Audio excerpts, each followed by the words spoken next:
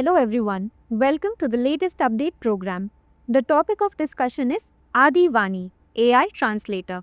This topic relates to the social justice section of the UPSC CSE syllabus.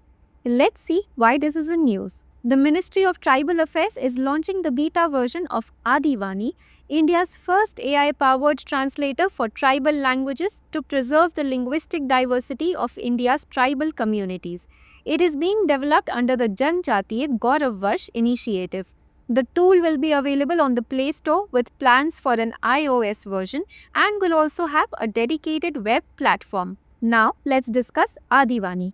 It is an innovative AI-based language translation tool designed to preserve and promote India's tribal languages. The tool aims to bridge the communication divide between tribal and non-tribal communities. Developed in collaboration with IIT Delhi, BITS Pilani, IIIT Hyderabad, and various tribal research institutes. Now, let's discuss the key features of Adi Vani beta version.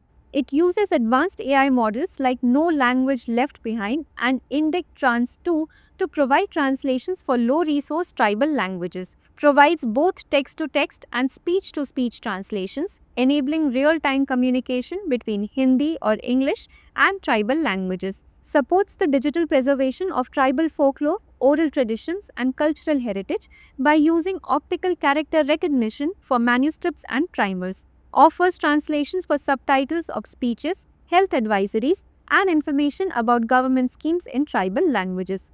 Now, it's time to look at a practice question. Consider the following statements regarding Adi Vani. 1. It is an AI-powered translator to promote classical languages. 2. The tool supports translation only in text-to-text format and does not provide speech-to-speech translation. Which of the following statements is or are correct? A. 1 only. B. 2 only. C. Both 1 and 2. D. Neither 1 nor 2. Send the answer for this question in the comment section. Thank you for watching.